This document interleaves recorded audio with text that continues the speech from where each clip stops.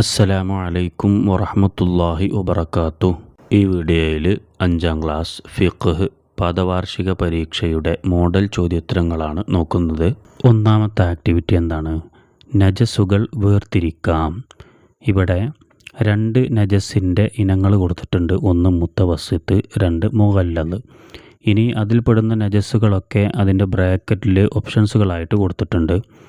അതിൽ ഏതാണ് മുത്തവസ്സിത്തെങ്കിൽ അത് താഴോട്ട് എഴുതുക. അതുപോലെ മുഗല്ലദ് ഏതാണെന്ന് വെച്ചാൽ അതതിൻ്റെ നേരെ എഴുതുക. അതാണ് വേണ്ടത്. ഇവിടെ ഓപ്ഷൻസുകൾ ഏതൊക്കെ? നായ, മലം, മൂത്രം, രക്തം, പന്നി, മതിയ്. ഇനി നോക്കുക, ഒന്നാമത്തെ എന്താണ്? മുത്തവസ്സിത്ത്.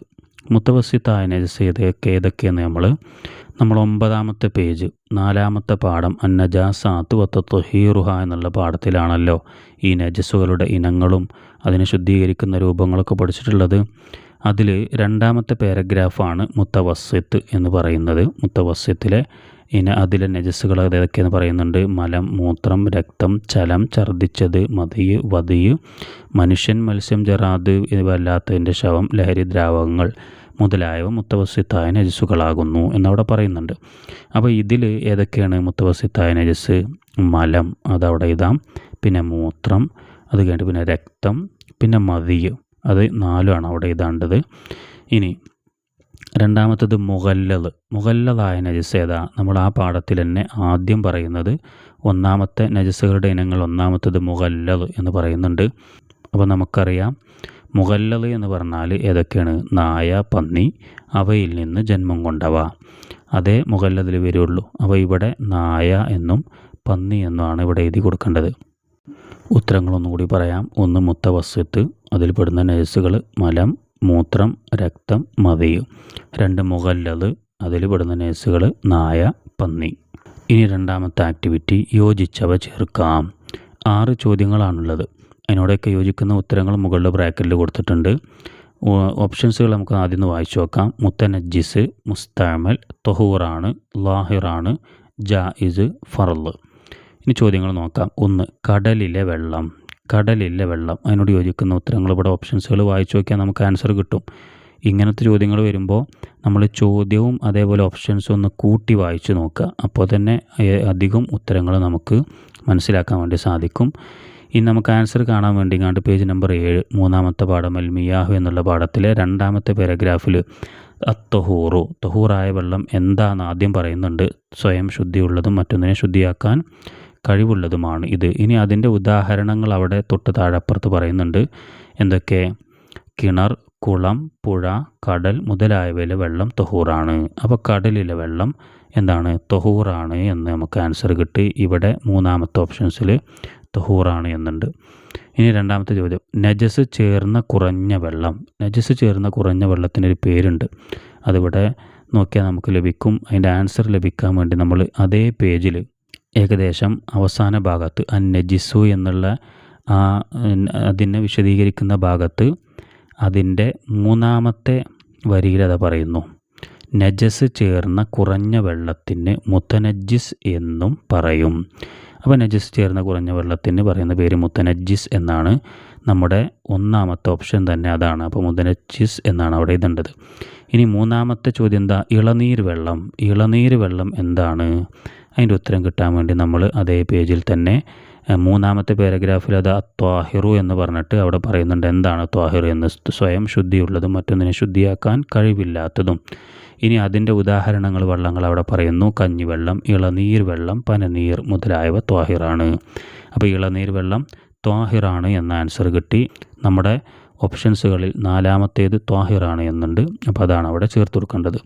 ഇനി 4ാമത്തെ ചോദ്യം എന്താ? ഫർളായ ശുദ്ധീകരണത്തിൽ ഉപയോഗിച്ച കുറഞ്ഞ വെള്ളം. ഫർളായ ശുദ്ധീകരണത്തിൽ ഉപയോഗിച്ച കുറഞ്ഞ വെള്ളത്തിനൊരു പേരുണ്ട്.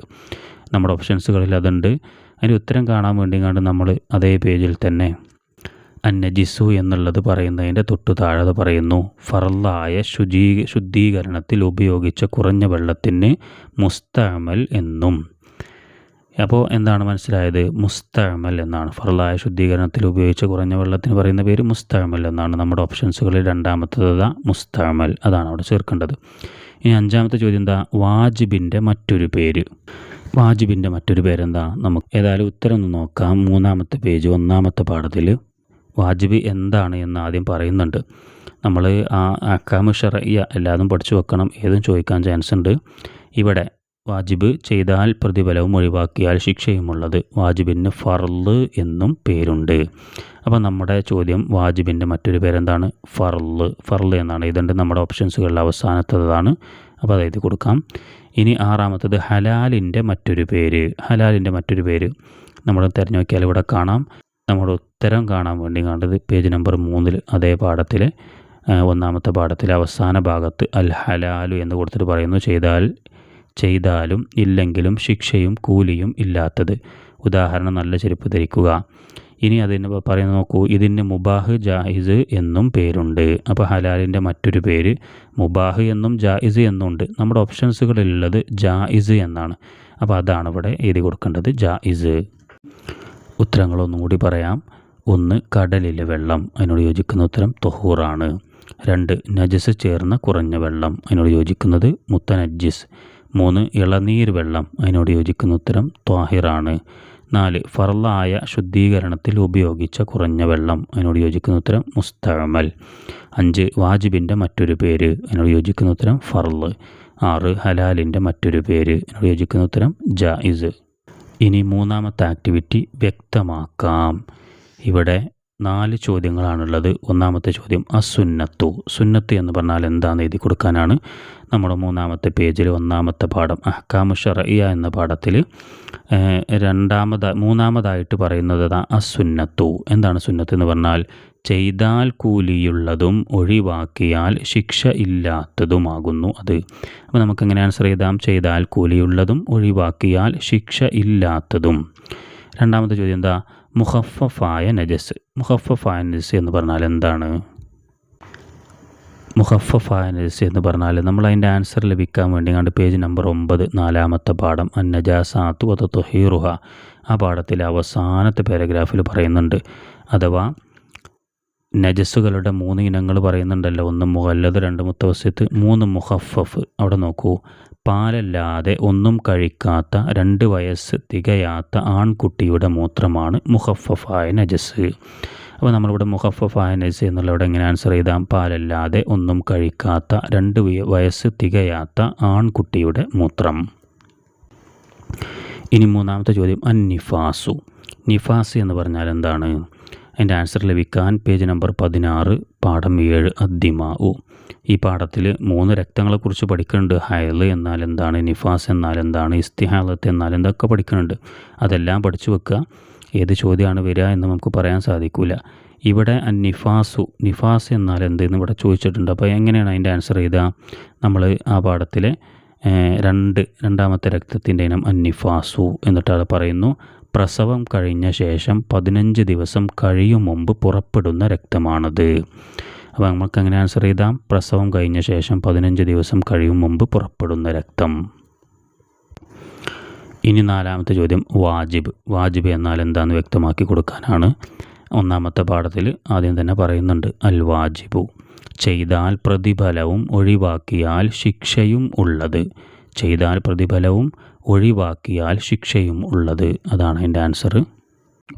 ഉത്തരങ്ങളൊന്നും കൂടി പറയാം. 1 അസുന്നത്തു, അതിൻ്റെ ഉത്തരം ചെയ്താൽ കൂലിയുള്ളതും ഒഴിവാക്കിയാൽ ശിക്ഷ ഇല്ലാത്തതും. 2 മുഖഫഫായ നജസ്, അതിൻ്റെ ഉത്തരം പാലല്ലാതെ ഒന്നും കഴിക്കാത്ത 2 വയസ്സ് തികയാത്ത ആൺകുട്ടിയുടെ മൂത്രം. മൂന്നാമത്തെ ചോദ്യം അന്നിഫാസു, അതിൻ്റെ ഉത്തരം പ്രസവം കഴിഞ്ഞ ശേഷം 15 ദിവസം കഴിയും മുമ്പ് പുറപ്പെടുന്ന രക്തം. നാലാമത്തെ ചോദ്യം വാജിബ്, അതിൻ്റെ ഉത്തരം ചെയ്താൽ പ്രതിഫലവും ഒഴിവാക്കിയാൽ ശിക്ഷയും ഉള്ളത്. ഇനി നാലാമത്തെ ആക്ടിവിറ്റി 2 എണ്ണം വീതം എഴുതാം. 4 ചോദ്യങ്ങളുണ്ട്. ആ ചോദ്യങ്ങൾക്കൊക്കെ ഈ 2 ഉത്തരങ്ങൾ എഴുതി കൊടുക്കാനുണ്ട്. ഒന്നാമത്തെ ചോദ്യം എന്താ? നിഫാസുള്ള അവസരത്തിൽ ഹറാമാകുന്ന കാര്യങ്ങൾ. നിഫാസുള്ള അവസരത്തിൽ ഹറാമാകുന്ന കാര്യങ്ങൾ അത് നമുക്ക് കാണാൻ വേണ്ടി പേജ് നമ്പർ 17 നോക്കുക. അഥവാ 7ാമത്തെ അദ്ദിമ എന്നുള്ള പാഠത്തിൻ്റെ അവസാന ഭാഗം എന്താണ്? അതിൽ 2ാമത്തെ പേജിൽ ആദ്യം പറയുന്നു ഹൈലോ നിഫാസോ ഉള്ള അവസരം: നിസ്കാരം, നോമ്പ്, സുജൂദ്, തൊവാഫ്, മുസാഫ് തൊടൽ, ചുമക്കൽ, ഖുർആനോദൽ, പള്ളിയിൽ താമസിക്കൽ, സംയോഗം, മുട്ടുപൊക്കളുടെ ഇടയിൽ ഇണങ്ങിച്ചേരൽ മുതലായവയും അവരെ ത്വരാക്ക് ചെല്ലലും ഹറാമാണ്. അപ്പോൾ കുറേ കാര്യങ്ങൾ പറയുന്നുണ്ട്. പഠിക്കുമ്പോൾ നമ്മൾ മുഴുവനായിട്ട് പഠിച്ചു വെക്കുക. ഇവിടെ 2 കാര്യങ്ങളാണ് ചോദിച്ചിട്ടുള്ളത്. അപ്പോൾ ഹൈലോ നിഫാസുള്ള അവസരത്തിലാണ് ഈ കാര്യങ്ങളൊക്കെ ഹറാമാകുക. നിഫാസുള്ള അവസരത്തിൽ നിന്ന് ചോദിച്ചാലും ഹൈലുള്ള അവസരത്തിൽ നിന്ന് ചോദിച്ചാലും ഒക്കെ തന്നെയാണ് ആൻസർ. ഇവിടെ നേരത്തെ പറഞ്ഞതിൽ ഏതെങ്കിലും 2 എഴുതി വെക്കാം. ഇനി രണ്ടാമത്തെ എന്താ? സുന്നത്തിൻ്റെ മറ്റു പേരുകൾ. സുന്നത്തിൻ്റെ മറ്റു പേരുകൾ എഴുതാനാണ് 2 എഴുതിയാൽ മതി. നമ്മുടെ 3-ാമത്തെ ആ പേജിൽ 1-ാമത്തെ പാഠത്തിൽ അഹ്കാമു ശർഇയ്യ അതിൽ സുന്നത്തിൻ്റെ നിർവചനം പറഞ്ഞതിന് ശേഷം അത് പറയുന്നു. ഇതിന് മന്ദൂബ്, തതവ്വുഅ്, നഫ്ല്, മുസ്തഹബ് എന്നെല്ലാം പേരുണ്ട്. അപ്പോൾ അതിൽ നിന്ന് ഏതെങ്കിലും 2 പേര് എഴുതിയാൽ മതി. ഇനി 3-ാമത്തെ ചോദ്യം വുളൂഇൻ്റെ സുന്നത്തുകൾ. വുളൂഇൻ്റെ സുന്നത്തുകൾ എന്ന് 2 എഴുതാനാണ്.